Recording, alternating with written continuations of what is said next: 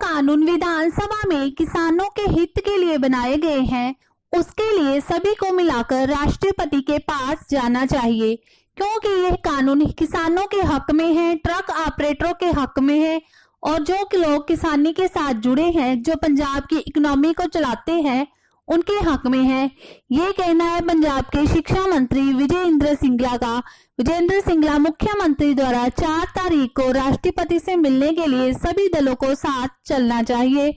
शमी सनोत्रा की विशेष रिपोर्ट, वतन की मिट्टी न्यूज़ चैनल, पठानकोट। बिल्कुल ये पंजाब के लोगों नाल जुड़ी गल है, किसानी नाल जुड़ी गल है,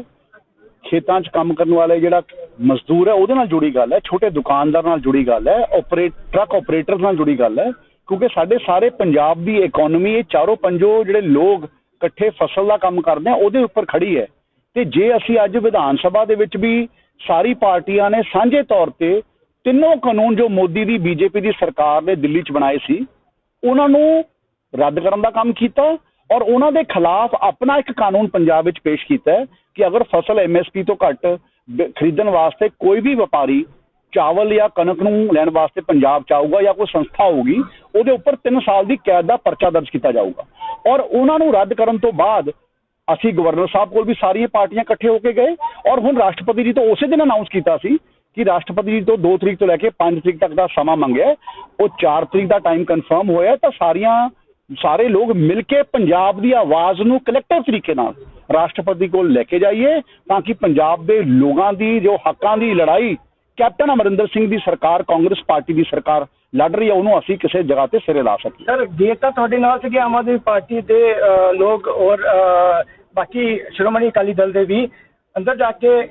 जरूर ऑर्डनेंस दे आए हैगे ने राज्यपाल नूं, लेकिन बाहर आके उन्होंने बयान कुछ होर सीगे। तो इस तो दा उन्हां दी काबलियत ते उन्हां दी थॉट प्रोसैस ते वो की सोचते हैं पंजाब की किसानी बारे, जिन्हां ने पंजाब की किसानी की ताकत के तहत इस सूबे ते राज किया है। ते अज जदों किसानी संकट च है तो उन्हां दी की फीलिंग है उहदे बारे ये उन्हां दी गल तो ये पता लगता है। तो मैं समझदा कि साडे पार्टी वालों साडी सरकार वालों इस गल दे उपर जोरदार तरीके नाल लीगल लड़ाई लड़न का भी फैसला किया गया कि असीं पहला संविधान तौर के उपर जो गल्लां करन दी लोड़ है असीं उसनूं कर रहे हैं। लीगल एक्सपर्ट्स नूं असीं हायर किया है, लीगल एक्सपर्ट्स की राय नूं असीं अपने विच जोड़िया है ताकि असीं इस लड़ाई नूं किते लॉजिकल कंक्लूजन ते लैके जा सकीए। सो ये सारियां गल्लां उस राह दे पहलू है, चाहे वो गवर्नर पहला विधान सभा विच कानून बनाने की गल सी, उस तो बाद गवर्नर साहब को जाके उसनूं मंजूर कराने की गल सी, ते चाहे हुण राष्ट्रपति साहब को जाके उसकी पेशकश करने की गल है। और सारे पिंडां चों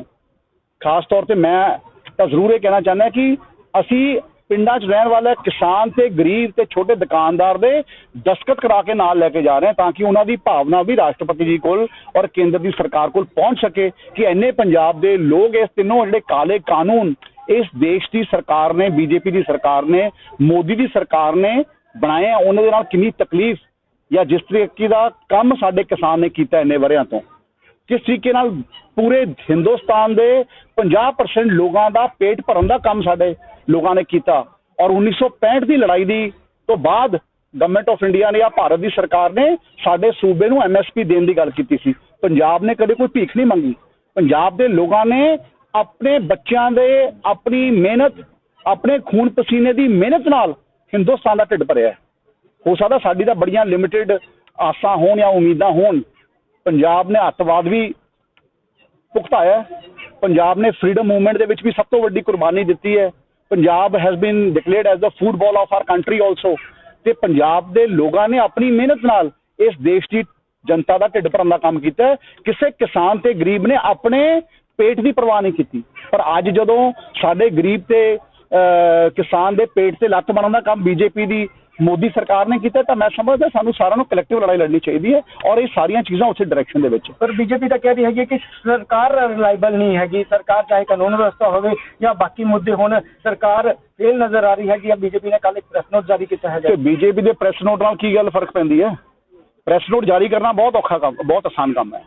गल तो यह है कि लोग की चाहते हैं, governments are made for the convenience of the people. जिहड़ियां सरकारां बनदियां लोगों वास्ते बनदियां ते लोग बनाउंदे हैं। ਤੇ ਜੇ ਅਗਰ ਲੋਕਾਂ ਨੇ ਸਰਕਾਰ ਪੰਜਾਬ 'ਚ ਕਾਂਗਰਸ ਪਾਰਟੀ ਦੀ ਬਣਾਈ ਹੈ ਤੇ ਅਸੀਂ ਸੋਚਦੇ ਹਾਂ ਕਿ ਕਾਂਗਰਸ ਪਾਰਟੀ ਇਹ ਸੋਚਦੀ ਹੈ ਕਿ ਲੋਕਾਂ ਦੇ ਹਿੱਤਾਂ ਦੀ ਗੱਲ ਹੈ, ਤੇ ਜੇ ਅਸੀਂ ਲੋਕਾਂ ਵਾਸਤੇ ਨਹੀਂ ਖੜਾ ਹੋਵਾਂਗੇ ਤੇ then why the government for. ਇਸੇ ਕਰਕੇ ਤਾਂ ਕੈਪਟਨ ਅਮਰਿੰਦਰ ਸਿੰਘ ਜੀ ਨੇ ਇਹ ਕਿਹਾ ਕਿ ਭਾਵੇਂ ਕੇਂਦਰ ਦੀ ਮੋਦੀ ਸਰਕਾਰ ਸਾਡੀ ਸਰਕਾਰ ਨੂੰ ਬਰਖਾਸਤ ਕਰਨ ਦੀ ਵੀ ਗੱਲ ਕਰੂਗੀ ਨਾ, ਤਾਂ ਅਸੀਂ ਹਾਜ਼ਰ ਹਾਂ, ਮੇਰਾ ਅਸਤੀਫਾ ਜੇਬ 'ਚ ਹੈ, ਮੇਰੀ ਕੈਬਨਿਟ ਦਾ ਅਸਤੀਫਾ ਜੇਬ 'ਚ ਹੈ, ਅਸੀਂ ਪੰਜਾਬ ਦੇ ਲੋਕਾਂ ਦੇ ਹਿੱਤਾਂ ਵਾਸਤੇ ਇਕੱਠੇ ਹੋ ਕੇ ਖੜਨ ਲਈ ਤਿਆਰ ਹੈ। ਸੁਖਬੀਰ ਸਿੰਘ ਬਾਦਲ ਦਾ ਕੱਲ ਦਾ ਬਿਆਨ ਹੈ ਜੀ, ਉਹਨਾਂ ਦੇ ਪ੍ਰੈਸ ਕਾਨਫਰੰਸ ਕਿਹਾ ਹੈਗਾ ਕਿ ਕੈਪਟਨ ਅਮਰਿੰਦਰ ਸਿੰਘ ਦਾ ਕੀ ਹੈਗਾ, ਇਹ ਹੋ ਸਕਦਾ ਕਿ ਅਲਾਈਅੰਸ ਜਿਹੜਾ ਹੈਗਾ ਬੀਜੇਪੀ ਨਾਲ ਕਰ ਸਕਦੇ ਹੈਗੇ 2022 ਚ ਆਪਣੀ ਅਲੱਗ ਪਾਰਟੀ ਬਣਾ ਕੇ। ਇਹ ਬੜੀਆਂ ਬੇਤੁਕੀਆਂ ਗੱਲਾਂ ਹੈ। ਮੈਂ ਇਹ ਸਮਝਦਾ ਕਿ ਅੱਜ ਤੱਕ ਅਗਰ ਕੈਪਟਨ ਅਮਰਿੰਦਰ ਸਿੰਘ ਨੇ ਕਦੇ ਕਾਂਗਰਸ ਪਾਰਟੀ ਤੋਂ ਅਸਤੀਫਾ ਦਿੱਤਾ, ਉਹ ਪੰਜਾਬ ਵਾਸਤੇ ਦਿੱਤਾ, ਪੰਜਾਬ ਦੇ ਲੋਕਾਂ ਵਾਸਤੇ ਦਿੱਤਾ, ਪੰਜਾਬ ਦੀ ਕਿਸਾਨੀ ਵਾਸਤੇ ਦਿੱਤਾ। ਜਦੋਂ ਵੀ ਕਦੇ ਭੀੜ ਪਈ ਹੈ ਤਾਂ ਕੈਪਟਨ ਅਮਰਿੰਦਰ ਸਿੰਘ ਤੇ ਕਾਂਗਰਸ ਪਾਰਟੀ ਹਮੇਸ਼ਾ ਮੂਹਰੇ ਹੋ ਕੇ ਖੜੀ ਹੈ। ਜੇ ਪੰਜਾਬ 'ਚੋਂ ਅੱਤਵਾਦ ਖਤਮ ਹੋਇਆ ਤਾਂ ਸਰਦਾਰ ਬੇਅੰਤ ਸਿੰਘ ਦੀ ਸ਼ਹਾਦਤ ਤੇ ਬਹੁਤ ਸਾਰੇ ਪੰਜਾਬ ਦੇ ਲੋਕਾਂ ਨੇ ਆਪਣੀਆਂ ਕੁਰਬਾਨੀਆਂ ਦਿੱਤੀਆਂ, ਪੁਲਿਸ ਕਰਮੀਆਂ ਨੇ ਆਪਣੀਆਂ ਕੁਰਬਾਨੀਆਂ ਦਿੱਤੀਆਂ। ਪੰਜਾਬ ਦੇ ਵਿੱਚ ਪਾਣੀਆਂ ਦਾ ਮਸਲਾ ਆਇਆ ਤੇ ਉਸ ਮਸਲੇ ਨੂੰ ਅਗਰ ਹੱਲ ਕੀਤਾ ਤਾਂ ਕੈਪਟਨ ਅਮਰਿੰਦਰ ਸਿੰਘ ਤੇ ਕਾਂਗਰਸ ਪਾਰਟੀ ਦੀ ਸਰਕਾਰ ਨੇ ਉਸ ਮਸਲੇ ਨੂੰ ਹੱਲ ਕਰਕੇ ਲੋਕਾਂ ਦੀ ਕਚਹਿਰੀ 'ਚ ਰੱਖਿਆ। ਔਰ ਉਸ ਤੋਂ ਬਾਅਦ ਜਦੋਂ ਅੱਜ ਕਿਸਾਨੀ ਦੀ ਗੱਲ ਆਈ ਹੈ, ਇਸ ਮੁੱਦੇ ਦੇ ਉੱਪਰ ਰਾਸ਼ਟਰਪਤੀ ਆਪਣੀ ਕੰਸੈਂਟ ਦਿੰਦੇ ਆ ਕਿ ਨਹੀਂ ਦਿੰਦੇ, ਲੀਗਲ ਤਰੀਕੇ ਨਾਲ ਅਸੀਂ ਕਿਵੇਂ ਲੜਾਈ ਲੜਨੀ ਹੈ, ਜਿਸ ਤਰ੍ਹਾਂ ਸਾਡੇ ਲੀਗਲ ਐਕਸਪਰਟਸ ਐਡਵਾਈਸ ਕਰਨਗੇ ਉਸ ਤਰ੍ਹਾਂ ਲੜਾਂਗੇ। ਪਰ ਲੇਕਿਨ ਜੇ ਅੱਜ ਵਿਧਾਨ ਸਭਾ ਵਿੱਚ ਆਪਣੀ ਸਰਕਾਰ ਦੀ ਪਰਵਾਹ ਨਾ ਕਰਕੇ ਇਹ ਸਰਕਾਰ ਨੂੰ ਬਰਖਾਸਤ ਕਰਨ ਦਾ ਜੋ ਲਲਕਾਰਾ ਮੋਦੀ ਨੇ ਆਪਣੇ ਤਰੀਕੇ ਨਾਲ ਸਾਡੇ ਕੋਲ ਭੇਜਿਆ ਸੀ, ਉਸ ਦੀ ਗੱਲ ਦੀ ਪਰਵਾਹ ਨਾ ਕਰਦੇ ਹੋਏ ਪੰਜਾਬ ਦੀ ਵਿਧਾਨ ਸਭਾ ਵਿੱਚ ਕਾਂਗਰਸ ਪਾਰਟੀ ਦੀ ਸਰਕਾਰ ਨੇ ਕੈਪਟਨ ਅਮਰਿੰਦਰ ਸਿੰਘ ਦੀ ਲੀਡਰਸ਼ਿਪ ਵਿੱਚ ਮੂਹਰੇ ਹੋ ਕੇ ਇਸ ਗੱਲ ਦਾ ਕਾਨੂੰਨ ਪਾਸ ਕੀਤਾ ਹੈ ਤਾਂ ਕਿ ਸਾਡਾ ਕਿਸਾਨ ਤੇ ਗਰੀਬ ਤੇ ਛੋਟਾ ਦੁਕਾਨਦਾਰ ਤੇ ਆੜਤੀਆ ਤੇ ਟਰਾਂਸਪੋਰਟਰ ਇਹ ਸਾਰੇ ਲੋਕ ਬਚ ਸਕਣ, ਪੰਜਾਬ ਦੀ ਇਕਨੋਮੀ ਬਚ ਸਕੇ ਔਰ ਪੰਜਾਬ ਦੁਬਾਰਾ ਮਜ਼ਬੂਤੀ ਦੀਆਂ ਲੀਹਾਂ ਤੇ ਚੱਲ ਸਕੇ। ਸਰ, ਕੋਲਾ ਤੁਹਾਡੇ ਕੋਲ ਖਤਮ ਹੋ ਰਿਹਾ ਹੈਗਾ, ਥਰਮਲ ਪਲਾਂਟ ਜਿਹੜੇ ਹੈਗੇ ਤੁਹਾਡੇ ਕੋਲ ਬੰਦ ਹੋ ਰਹੇ ਹੈਗੇ ਆ, ਬਿਜਲੀ ਦਾ ਸੰਕਟ ਆ ਸਕਦਾ ਹੈਗਾ। ਹਾਈ ਕੋਰਟ ਨੇ ਕਿਹਾ ਹੈਗਾ ਕਿ ਰੇਲਾਂ ਤੋਂ ਕਿਸਾਨ ਕਿਉਂ ਨਹੀਂ ਉਠਾ ਰਹੀ ਹੈਗੀ ਸਰਕਾਰ, ਹਾਲਾਂਕਿ ਇੱਕ ਤਰ੍ਹਾਂ ਦੀ ਫਟਕਾਰ ਸਰਕਾਰ ਨੂੰ ਲਗਾਈ ਹੈਗੀ ਕਿ ਹੋਰ ਰੀਜ਼ਨ ਦੱਸ ਦਿਓ। ਇਸ ਬਾਰੇ ਤੁਹਾਡਾ ਕੀ ਕਹਿਣਾ ਹੈ? ਆਉਣ ਵਾਲੇ ਟਾਈਮ 'ਚ ਸਰਕਾਰ ਜਿਹੜੀ ਹੈਗੀ ਆ ਉਹ ਕਿਸ ਪੋਜੀਸ਼ਨ ਤੇ ਸਟੈਂਡ ਕਰਦੀ ਵੀ ਹੈ? ਆਈ ਥਿੰਕ ਜਿਹੜੀਆਂ ਕਿਸਾਨ ਜਥੇਬੰਦੀਆਂ ਉਹਨਾਂ ਨੂੰ ਮੁੱਖ ਮੰਤਰੀ ਸਾਹਿਬ ਨੇ ਵਿਧਾਨ ਸਭਾ ਵਿੱਚ ਵੀ ਅਪੀਲ ਕੀਤੀ ਹੈ। ਸਾਡੇ 3 ਕੈਬਨਿਟ ਮਿਨਿਸਟਰਸ ਦੀ ਇੱਕ ਕਮੇਟੀ ਬਣੀ ਹੋਈ ਹੈ ਕਲੈਕਟਿਵ, ਉਹਨਾਂ ਨਾਲ ਗੱਲ ਕਰਨ ਵਾਸਤੇ। ਉਹਨਾਂ ਨੇ ਵੀ ਲਗਾਤਾਰ ਉਹਨਾਂ ਨੂੰ ਅਪੀਲ ਕੀਤੀ ਹੈ ਕਿ ਅਗਰ ਅੱਜ ਕਿਸਾਨ ਜਥੇਬੰਦੀਆਂ ਦੇ ਲੋਕ ਆਪਣੇ ਪ੍ਰੋਟੈਸਟ ਨੂੰ ਕਰਨ ਵਾਸਤੇ ਰੇਲ ਲਾਈਨਸ ਦੇ ਉੱਪਰ ਬੈਠੇ ਰਹਿਣਗੇ ਤਾਂ ਨਾ ਤਾਂ ਪੰਜਾਬ ਕੋਲ ਕੋਲਾ ਆ ਸਕਦਾ ਜਿਹੜਾ ਡਾਇਰੈਕਟਲੀ ਬਿਜਲੀ ਨੂੰ ਹਿੱਟ ਕਰੂਗਾ, ਨਾ ਸਾਡੇ ਕੋਲੇ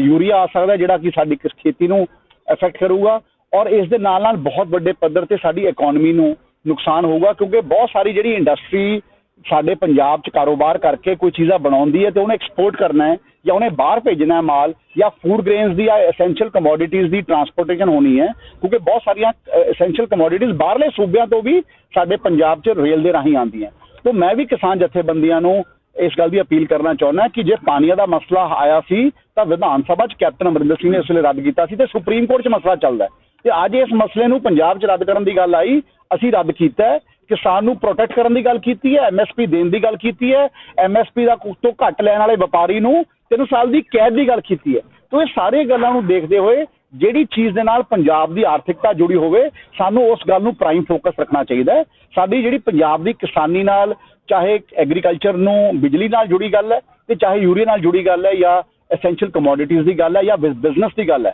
ਕਿਉਂਕਿ ਸੂਬੇ ਕੋਲ ਜਿਹੜੀ ਆਮਦਨ ਆਉਂਦੀ ਹੈ ਉਹ ਟੈਕਸ ਦੇ ਰੂਪ ਵਿੱਚ ਵਪਾਰੀ ਵਰਗ ਵੱਲੋਂ ਆਉਂਦੀ ਹੈ, ਉਹ ਟੈਕਸ ਦੇ ਰੂਪ ਵਿੱਚ ਹੋਰ ਕਾਰਖਾਨੇ ਜਿਹੜੇ ਲੋਕ ਚਲਾਉਂਦੇ ਆ ਉਹਨਾਂ ਦੇ ਰੂਪ ਵਿੱਚ ਆਉਂਦੀ ਹੈ। ਤਾਂ ਅਗਰ ਉਹ ਸਾਰੀਆਂ ਚੀਜ਼ਾਂ ਬੰਦ ਹੋ ਜਾਣਗੀਆਂ ਸਾਡਾ ਸੂਬਾ ਕਿਵੇਂ ਸਰਵਾਈਵ ਕਰੂਗਾ? ਸੋ ਇਹ this is in the interest of the people of Punjab. ਜਿਸ ਤਰ੍ਹਾਂ ਕਿਸਾਨੀ ਦੇ 3 ਕਾਨੂੰਨ ਆਏ ਜਿਹੜੇ ਸਾਡੇ ਲੋਕਾਂ ਦੇ ਖਿਲਾਫ ਸੀ, ਸਾਡੇ ਲੋਕਾਂ ਦੇ ਇੰਟਰਸਟ ਦੇ ਖਿਲਾਫ ਸੀ, ਤਾਂ ਉਹਦੇ ਵਾਸਤੇ ਅਸੀਂ ਲੀਗਲ ਰਾਏ ਲੈਣ ਤੋਂ ਬਾਅਦ ਵਿਧਾਨ ਸਭਾ ਵਿੱਚ ਜਾ ਕੇ ਅਸੀਂ ਉਹਦੇ ਉੱਪਰ ਅਟੈਕ ਕੀਤਾ ਕਿ ਨਹੀਂ ਕੀਤਾ, ਜਾਂ ਉਹਦੇ ਖਿਲਾਫ ਕਾਨੂੰਨ ਬਣਾਇਆ ਕਿ ਨਹੀਂ ਬਣਾਇਆ। ਤਾਂ ਇਸ ਕਰਕੇ we are with the farmers, we are with ਦ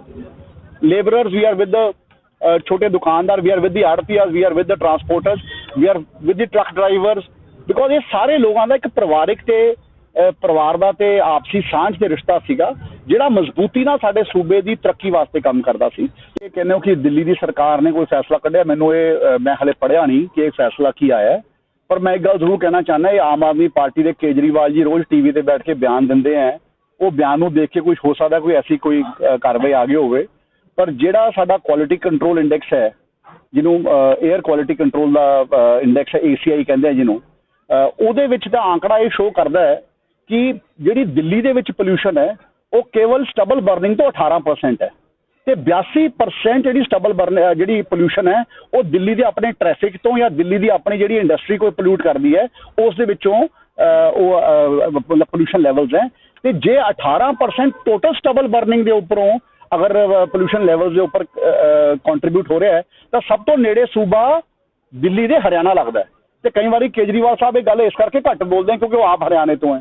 ਕਿਉਂਕਿ ਉਹਨਾਂ ਦਾ ਸਿਸਟਮ ਤਾਂ ਐਂ ਰਹਿੰਦਾ ਹੈ ਨਾ ਕਿ ਪੰਜਾਬ ਦੇ ਵਿੱਚ ਜਦੋਂ ਗੱਲ ਆ ਜੇ ਤਾਂ ਪੰਜਾਬ ਦੀ ਗੱਲ ਕਰ ਲਓ। ਇਹ ਭੁੱਲ ਜਾਂਦੇ ਆ ਕਿ ਅਸੀਂ ਹੁਣ ਸ਼ੰਭੂ ਬਾਰਡਰ ਟੱਪ ਕੇ ਹਰਿਆਣੇ 'ਚ ਪਹੁੰਚ ਗਏ। ਜੇ ਸ਼ੰਭੂ ਬਾਰਡਰ ਟੱਪਣ ਤੋਂ ਬਾਅਦ ਜਦ ਦਿੱਲੀ ਦਾ ਬਾਰਡਰ ਆ ਜਾਂਦਾ ਹੈ ਤਾਂ ਉਦੋਂ ਜਦੋਂ ਦਿੱਲੀ ਦੀ ਗੱਲ ਆਉਂਦੀ ਹੈ ਤਾਂ ਕਦੇ ਪਾਣੀ ਦੇ ਮੁੱਦੇ ਦੇ ਉੱਪਰ ਡੀਟਰੈਕ ਕਰ ਜਾਂਦੇ, ਕਦੇ ਪੋਲਿਊਸ਼ਨ ਲੈਵਲ ਦੇ ਉੱਪਰ ਡੀਟਰੈਕ ਕਰ ਜਾਂਦੇ। ਮੈਂ ਪੁੱਛਣਾ ਚਾਹੁੰਦਾ ਹੈ ਕੇਜਰੀਵਾਲ ਜੀ ਨੂੰ ਉਹ ਕਹਿਣਾ ਕੀ ਚਾਹੁੰਦੇ ਆ? ਉਹ ਇਹ ਕਹਿਣਾ ਚਾਹੁੰਦੇ ਆ ਕਿ ਜਿਹੜਾ ਪੰਜਾਬ ਦਾ ਕਿਸਾਨ ਹੈ ਉਹਦੇ ਹੱਕ ਦੀ ਗੱਲ ਨਹੀਂ ਹੈ,